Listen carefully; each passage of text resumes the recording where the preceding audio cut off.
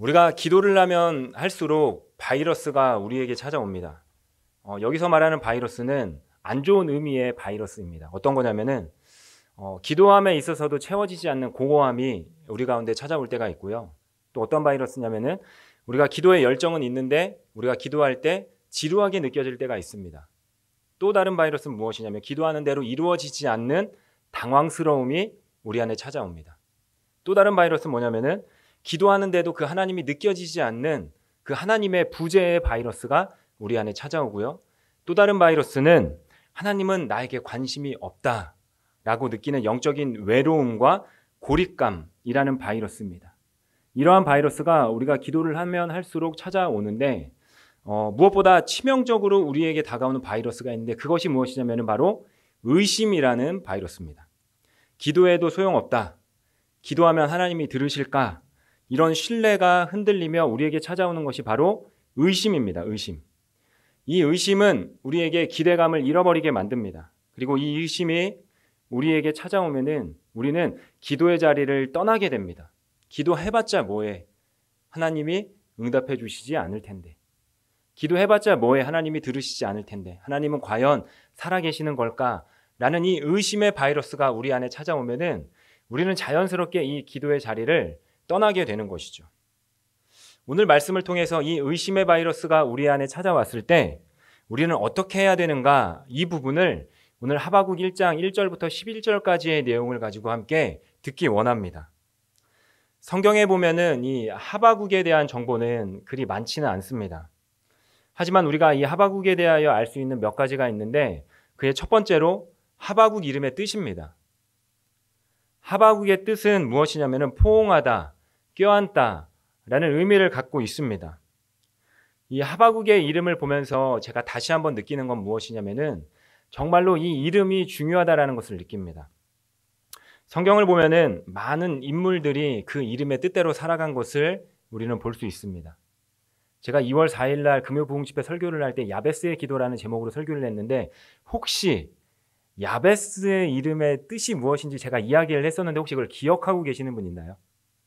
예, 모두가 다 기억하시는데 수줍어서 말을 못하시는 걸로 알겠습니다. 예, 야베스 고통, 슬픔 이러한 뜻을 가지고 있어서 야베스 고통 중에 낳은 아들이다라고 이제 또 이야기를 했었잖아요. 그러니까 하바국도 보면은 이 이름의 뜻대로 살아갑니다.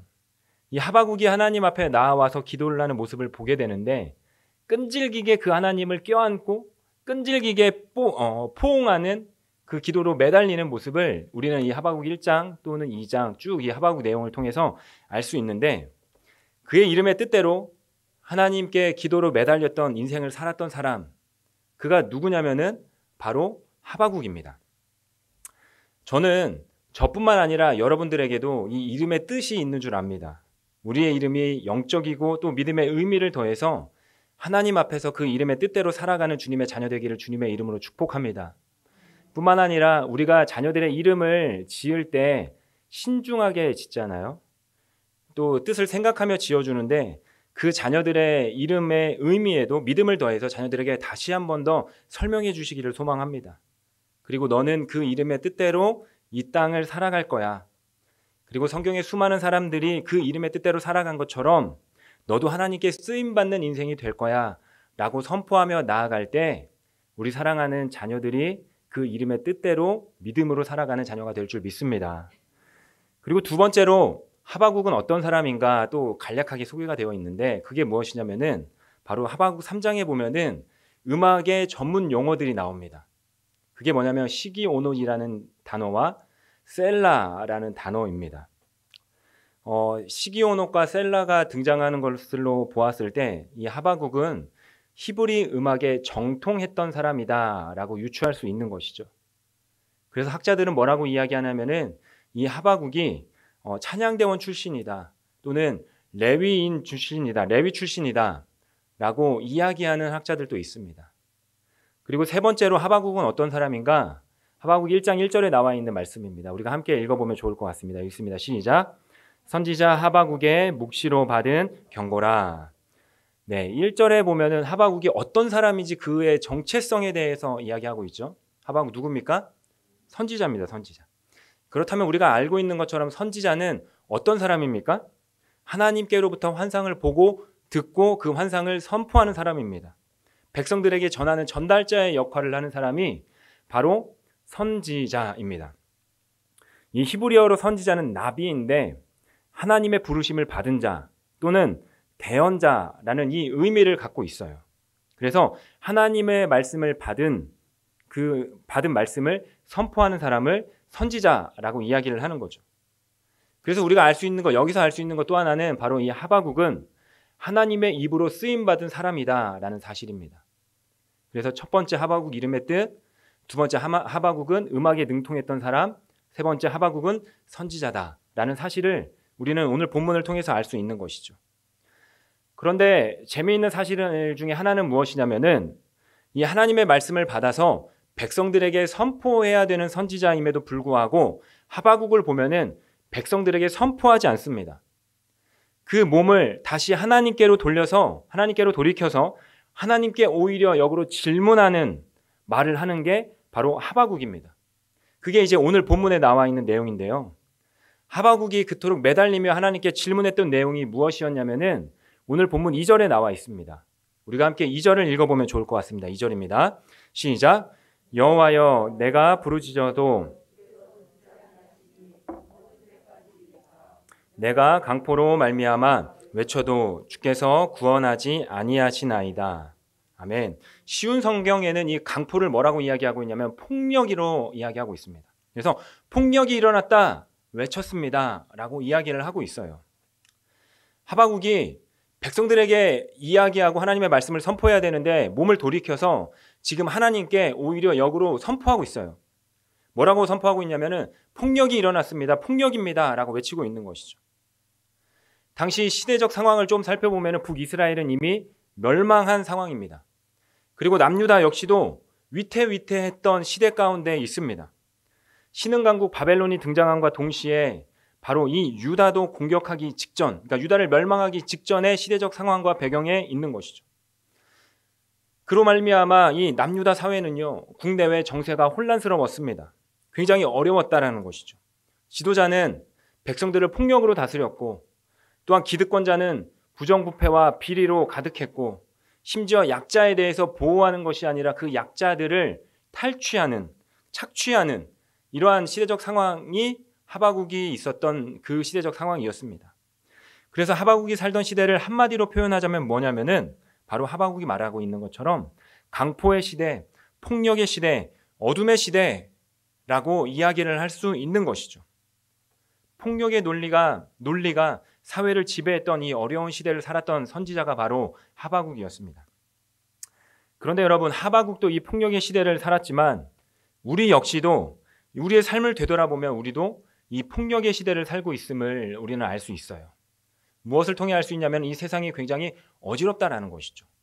죄로 인하여 뒤틀려진 이 세상이 폭력이 난무하고 있다는 사실입니다. 뉴스를 보더라도 폭력이 난무한 소식이 들려지고 있습니다. 국가와 국가 간의 전쟁으로 말미암아 네 힘이 세니 내 힘이 세니 서로 다투고 있고, 또한 북쪽 나라에서는 계속 미사일을 발사하고 있고, 또한 사회에서는 끊임없이 묻지마 폭행이라든지 또한 사회의 약자들을 배려하지 않고 탈취하고, 심지어 튀르키예를 보면은 전쟁 가운데에서도 식재료들을 또한 물건들을 이렇게 착취하는 모습들을 우리는 볼 수 있습니다.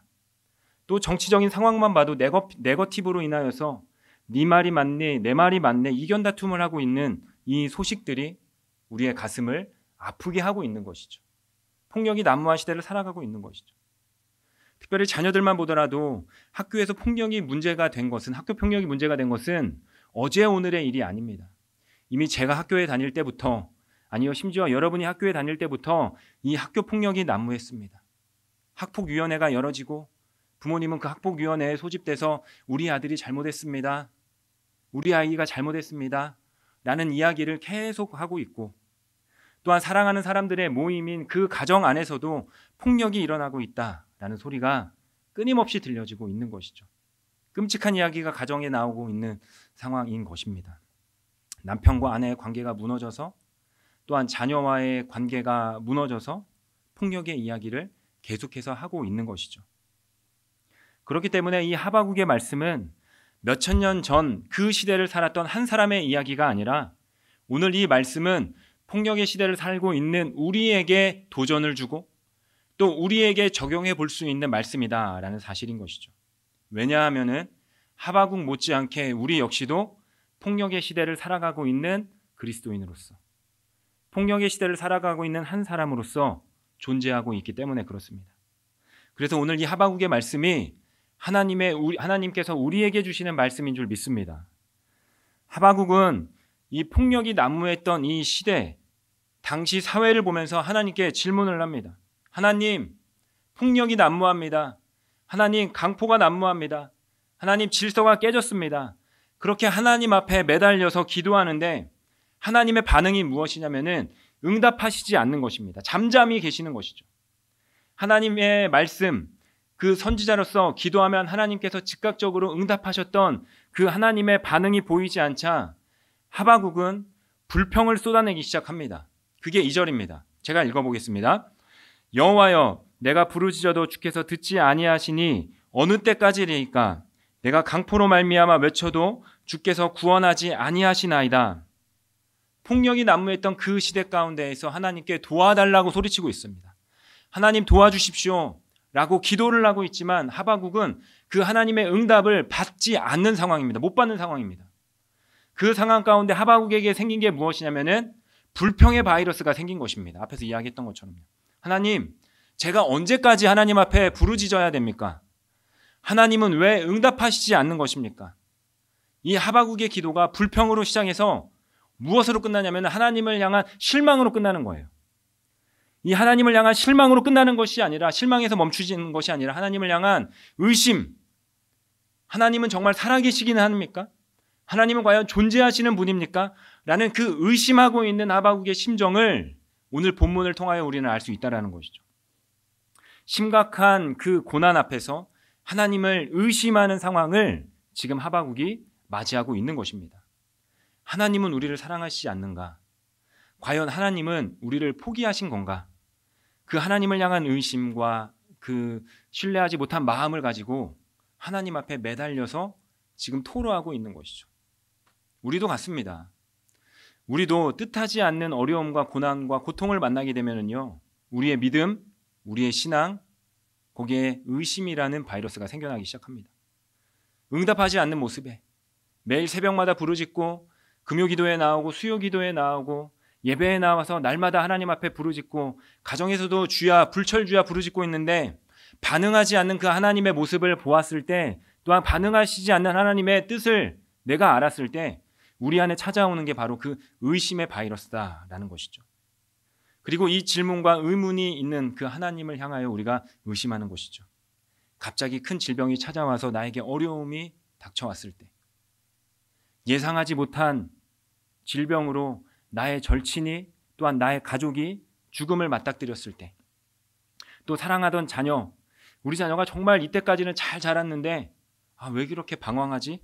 그 방황하는 모습을 보게 되었을 때, 또 가정 가운데 오랜 시간 자녀가 태어나지 않아서 하나님 앞에 나와서 간절하게 기도드렸을 때, 또한 갑작스럽게 가정에 찾아온 이 경제적인 어려움에서 심각한 고난을 처했을 때, 직장에 취업이 되지 않고 또 이직을 결심했는데 이직이 되지 않을 때, 이러한 고난 앞에서 왜 나에게 이러한 고난이 일어나는가?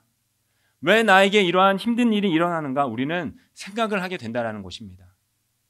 그리고 이 심각한 고난 앞에 우리는 어떤 생각을 하냐? 이런 생각을 합니다. 내가 뭘 잘못했지? 내가 무슨 죄를 지었지? 내가 뭘 잘못했길래 이러한 고난과 어려움을 맞닥뜨리게 된 것이지? 이런 생각이 들고 하나님 앞에 왜 나에게 이런 고난을 주시는 것입니까? 우리는 그 하나님 앞에 따지면서 물으며 질문함으로 나아가게 되는 것이죠.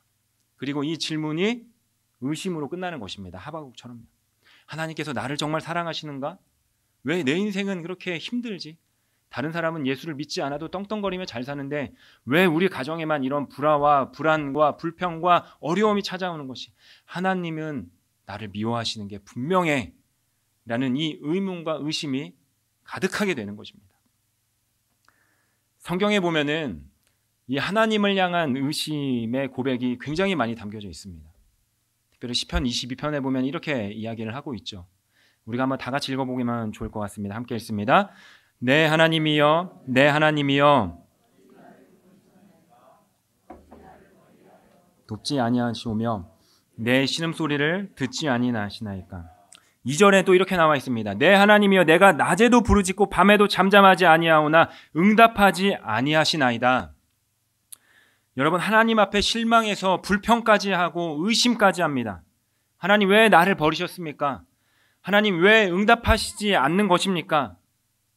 이러한 고백이 시편에 굉장히 많이 기록되어져 있습니다. 의심을 가지고 하나님 앞에 나아가게 된 것이죠. 성경에 보면은 또 대표적인 의심의 인물 하면 또 누가 떠오릅니까? 우리가 주일학교에서 잘 배웠던 도마입니다. 도마는 예수님과 함께했던 제자였습니다. 이 도마가 예수님을 의심하죠. 왜 의심합니까? 예수님이 죽으시고 부활하셨대. 이 예수님의 부활을 의심하는 것입니다. 나는 예수님의 부활을 믿지 못해. 내 눈으로, 내 손으로 내가 직접 보고 만져봐야지 나는 그 예수님의 부활을 믿고 알 수 있어. 의심하는 것이죠. 그런 의심하는 도마에게 누가 찾아옵니까? 예수님이 찾아옵니다. 그러면서 예수님이 이렇게 이야기하시지 않았어요. 야, 도마, 너가 나랑 있던 시간이 몇 년인데 나를 의심해? 너는 제자로서 탈락이야. 이렇게 하시지 않았어요. 그 의심하는 도마에게, 야, 도마야, 손 내밀어봐. 너의 손으로 못자국 난 내 손을 만져봐. 너의 손으로 옆구리에 난 창자국 난 내 옆구리를 만져봐. 이렇게 예수님은요, 품어주시면서 따뜻하게 그 도마의 의심을 시원하게 풀어주십니다. 그러면서 하신 말씀이 무엇입니까? 믿음 없는 사람이 되지 말고 믿음 있는 사람이 되라. 의심하는 도마를 예수님께서는 붙잡아 주셨습니다. 사랑하는 내손교회 성도 여러분, 하바국은요, 선지자였습니다. 선지자는 앞에서 이야기했던 것처럼 하나님의 계시를 받은 사람이에요. 그래서 하나님의 그 받은 계시를 백성들에게 선포하는 그 사명이 있는 사람이 누구냐? 하바국입니다. 하바국. 실제로 그 하나님의 말씀을 가지고 그 말씀의 입을 가지고 살아가는 사람이고, 보통 사람들보다 훨씬 더 많은 하나님의 은혜를 경험했고 하나님의 기적, 하나님의 놀라운 능력을 본 사람이 누구냐면은 바로 이 하바국이다라는 사실인 것이죠. 그럼에도 불구하고 하바국은 지금 의심을 하고 있는 것입니다. 질문을 하고 있는 것입니다. 하나님, 강포의 시대 가운데에서 왜 개입하여 주시지 않는 것입니까? 왜 이 폭력이 난무한 시대 가운데에서 잠잠히 계시는 것입니까? 침묵하시고 있는 것입니까? 하나님 앞에 지금 불평하고 또한 하나님 앞에 실망하고 의심을 갖고 나아가고 있다는 것이죠. 저는 여기서 우리에게 주는 중요한 교훈이 있다고 생각을 합니다. 그게 무엇이냐면은, 우리가 하나님 앞에 불평이 생기고 불만이 생기고 의심이 생길 때 혼자서 삭히고 그것을 혼자서 억누르고 혼자서 고민하지 말고 하나님 앞에 가지고 나오라는 것입니다. 네. 하나님 앞에 가지고 나와서 불평, 실망, 그 의심을 물같이 쏟아내서 하나님 앞에 다 털어 놓아야 된다는 거예요. 그러면 하나님이 그 의심을 풀어주겠다라는 겁니다. 도마의 의심을 하나님이 풀어주셨습니다. 오늘 하바국의 의심도 하나님이 뒤에 가면은 다 풀어주십니다. 그리고 의심을 풀어주겠다라고 약속을 하고 있는 것이죠. 제가 정말 좋아하는 목사님 가운데에서 결혼한 지 10년이 넘었는데도 아직도 아기가 생기지 않는 목사님이 계십니다. 말이 10년이지 10년 동안 정말 지옥과 같은 시간을 보내셨을 거예요. 날마다 하는 말씀이 무엇이냐면, 하나님 왜 저희 가정에게, 왜 하필 저에게, 왜 하필 나입니까? 도대체 왜입니까? 기대감을 가지고 나아갔다가 실망감을 가지고 나오시는 목사님이 계셨습니다. 의심을 가지고 가는 일이 10년 동안 계속 반복되다 보니까 이게 마음에 상처로 왔어요. 그러면서 이제 교역자 소개를 하는 시간이 있는데, 성도들에게 교역자 소개를 할 때 늘 기도 제목이 무엇이었냐면은, 이 가정은 10년 동안 자녀가 생기지 않았습니다. 자녀가 생길 수 있게끔 기도해 주십시오. 라고 소개를 하는데, 그 시간만큼 너무 이렇게 어렵고 마음이 아팠다라고 이야기를 하시는 친한 목사님이 계셨습니다. 그러니까 의심을 가지고 나아갈 수밖에 없는 상황이었죠. 그런데 그 목사님도 기도하는 가운데 하나님이 이야기하시고 말씀하셨어요. 뭐라고요? 잠잠히 기다리라고요. 때가 아니라고요. 하나님이 오늘 하바국에게 말씀하고 계십니다. 왜라는 질문을 가지고 나와도 된다라고요. 하나님이 하박국에게 이야기하시는 거는 왜라는 질문을 가지고 의심을 가지고 나와도 된다라고 이야기하고 있는 것이죠. 우리가 믿음 생활을 하면서 하나님을 향한 의심의 마음이 드는 것은 지극히 당연한 거야 라고 오늘 우리에게 이야기하고 있는 것입니다. 왜냐하면 우리의 믿음 안에 무엇이 포함되어 있기 때문입니까? 바로 이 왜라는 질문이 포함되어져 있기 때문에 그렇습니다. 사랑하는 내순교회 성도 여러분, 성장하는 믿음은요, 그 믿음 안에 의심이 포함되어져 있습니다. 그리고 그 믿음이 자라기 위해서, 또 그 믿음이 온전한 믿음으로 나아가기 위해서는 우리는 늘 질문하는 믿음과 질문하는 신앙을 가지고 있어야 돼요. 그래서 그 모습이 지극히 당연하다라고 이야기하시면서 그것을 품어주시는 것입니다. 여러분, 진짜 믿음은 왜라는 질문이 포함되어져 있는데 저는 이게 사랑과 같다라고 생각을 합니다. 왜냐하면 사랑에도 질문이 있습니다. 내가 진짜 사랑하면은 그 사랑하는 사람한테 연애할 때 나를 정말 사랑해? 라는 그 질문을 해보시지 않으셨습니까? 그 상대를 향해서 질문을 하게 되기 마련입니다. 당신 나를 정말 사랑해? 이 질문을 던졌을 때 내가 듣고 싶은 말은 무엇입니까? 정말로 너를 사랑해. 진짜야. 라는 것을 알고 싶은 거고 확인하고 싶은 거예요. 그래서 우리가 이 믿음과 신앙에 또한 응답하시지 않는 하나님께 이렇게 우리가 이야기하고 토로하는 게 왜 그렇습니까? 왜 그러십니까? 라는 질문을 하면서 우리가 얻는 답이 있는데 그 얻는 답이 뭐냐면요, 확신을 얻는 것입니다. 확신. 우리의 믿음에 의심이 있다는 것은 당연한 거예요. 그리고 이 의심을 가지고 하나님 앞에 나아갈 때 하나님께서 우리에게 주시는 마음이 있는데 그 마음이 무엇이냐면 바로 확신으로 되돌려 주신다라는 사실입니다. 의심을 믿음의 확신으로 다시 되돌려 주신다라는 거예요. 하나님께서는 하박국 오늘 말씀을 통해서 이렇게 이야기하고 있는 것이죠. 다시 3절과 4절을 우리가 보게 되면 이렇게 이야기합니다. 3절과 4절을 함께 읽어보겠습니다. 시작. 어찌하여 내게 죄악을 보게 하시며 강포가 내 앞에 있고 변론과 분쟁이 일어났나이다. 이러므로 율법이 해이하고 정의가 전혀 시행되지 못하오니 이는 악인이 의인을 애워쌌으므로 정의가 굽게 행하여 짐이니이다. 아멘. 하박국이 이렇게 고백을 하고 있는 것입니다. 응답하지 않는 하나님 앞에요. 율법이 지켜지지 않습니다. 불의가 가득합니다. 싸움이 가득합니다. 폭력이 가득합니다. 파괴가 가득합니다. 이게 안타까워서 하박국은 하나님 개입하여 주시옵소서, 하나님 은혜를 달라고 고백을 하고 있는 것입니다. 과연 정말로 유대 사회가 이랬을까? 저는 아니라고 생각을 합니다. 원래 유대 사회는 어떠한 사회였냐면은 하나님의 사랑으로 운행되는 사회였습니다. 왜냐하면 그 사회에서 하나님의 말씀을 지키며 살아갔기 때문에 그렇습니다. 하나님의 말씀을 지키고 살면은 그 사회가 사랑의 원리로 운행되어져 가죠. 왜냐하면 이 하나님의 말씀에는 사랑의 원리가 담겨져 있기 때문에 그렇습니다. 말씀의 대표격인 10계명만 보더라도 하나님의 사랑의 원리가 담겨져 있잖아요. 1계명부터 4계명, 하나님에 대한 계명인데 하나님의 사랑의 원리가 하나님을 사랑하라라는 계명입니다.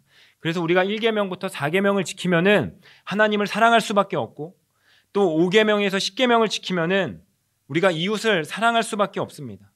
그래서 10계명에는 하나님의 사랑의 원리가 담겨져 있는 것입니다. 그래서 우리가 이 말씀을 지키면 하나님의 사랑 안에 거할 수밖에 없고, 이 말씀을 지키면 사랑할 수밖에 없어요. 내 가족을 사랑하고, 또 내 이웃을 사랑하고, 내 교회를 사랑하고, 또한 말씀을 지키면 사랑이 지배하는 이 원리 안에 우리가 들어갈 수밖에 없는 것이죠. 그런데 이 유대 사회, 이 남유다가 사랑의 원리에서 나와서 폭력의 원리, 폭력의 시대로 들어간 것은 이 하나님의 말씀에 불순종하고 이 하나님의 말씀에 저항했기 때문에, 우상을 숭배하며 살았기 때문에 이 사랑의 원리가 깨지고 폭력의 원리가 들어갔기 때문에 그렇습니다. 여러분, 이 말씀을 보면서 우리는 우리의 삶에 적용해 보아야 합니다. 우리가 이 사랑의 원리 안에 들어가면은요, 어떠한 보호를 받냐면은 하나님의 보호를 받습니다. 그리고 하나님의 보호받기를 원한다면은 단 하나밖에 없어요. 말씀을 지키는 삶 가운데 그 사랑의 은혜가 우리 가운데 임해야 된다는 것이죠. 그래서 이 우리 안에 그 사랑의 10계명, 하나님의 10계명이 살아 있어야 되는 거예요. 하나님을 사랑하고 이웃을 사랑하는 이 마음이 있어야 되는 것입니다. 그럴 때 우리 가정이 살아나고, 또한 사랑의 원리로 내가 다니는 직장이 살아나고, 또한 이 사랑의 원리로 내 친구와 또한 교회와 또한 우리 구역과 모든 부분이 사랑의 원리로 살아나게 되는 것입니다. 그래서 여러분, 우리는 매일매일 어디에 나와야 되냐면은 예배에 나와야 되는 거예요. 예배에 나오지 않으면은요, 이 사랑에서 나와 폭력의 원리로 들어갑니다. 죄 때문에 뒤틀려진 이 세상으로 말미암아 우리는 폭력의 시대 가운데 살고 있기에, 하바국이 살던 강포가 난무했던 이 시대, 그 동일한 시대를 우리는 살고 있기에 우리가 예배의 자리에 나오지 않고, 기도의 자리에 나오지 않고, 말씀의 자리에 나오지 않는다면은 우리는 폭력의 시대와 폭력의 자리로 들어갈 수밖에 없는 것이죠.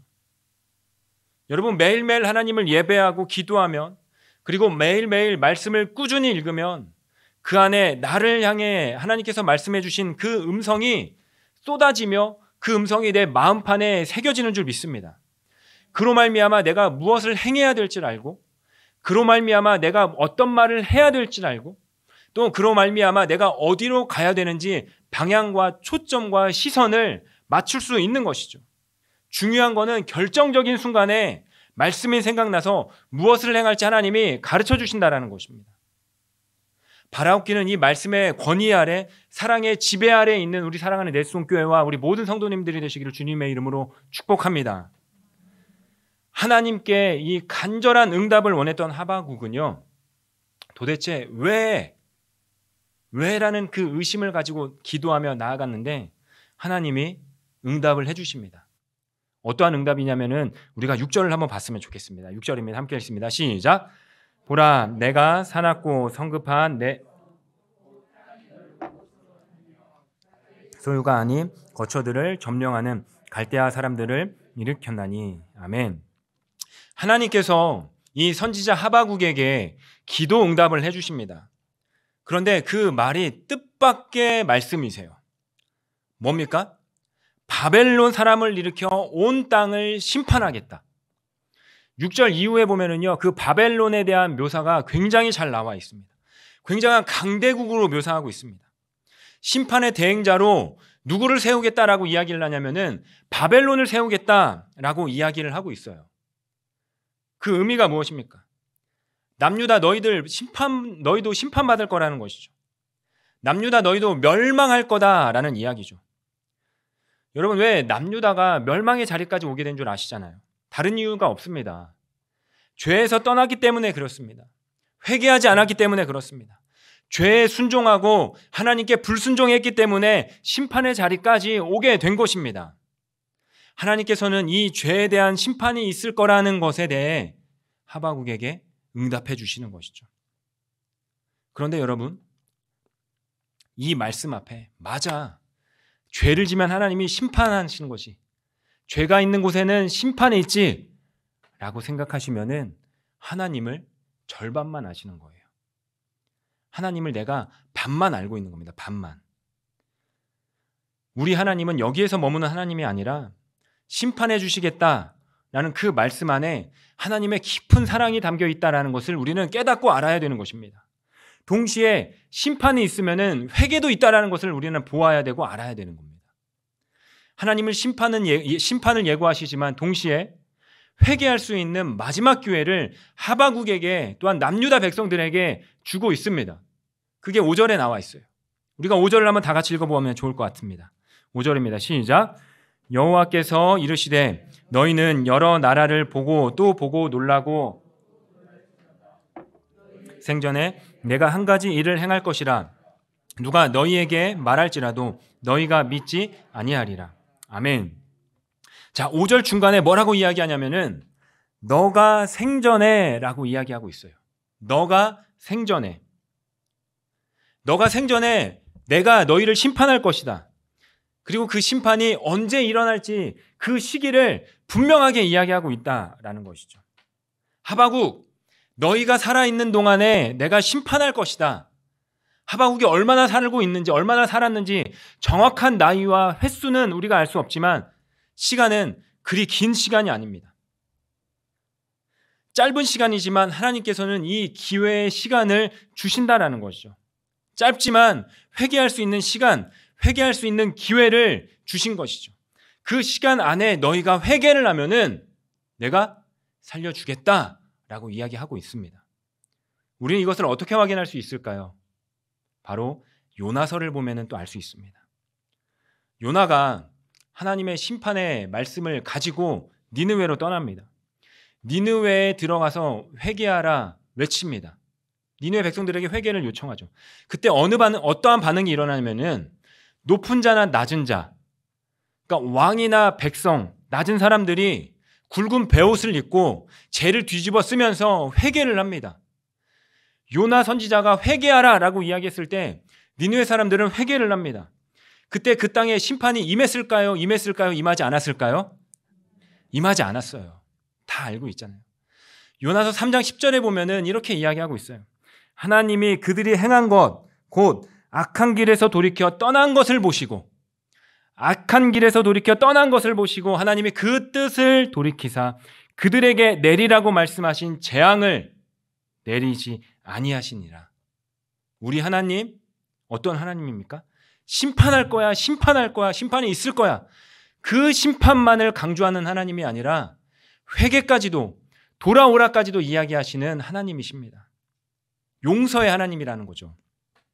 그 땅에 심판이 임할 거다 하나님이 말씀하셨지만 회개하니까 용서가 임했습니다. 하바국에게 응답하시죠. 바벨론 사람들을 들어 일으켜서 그 땅을 심판하겠다라고 이야기하신 거는요, 그들에게 마지막 기회를 주신 것입니다. 오늘 또 우리에게 마지막 기회를 하나님이 주고 계십니다. 오늘 이 자리에 나와서 나에게 부르짖어라.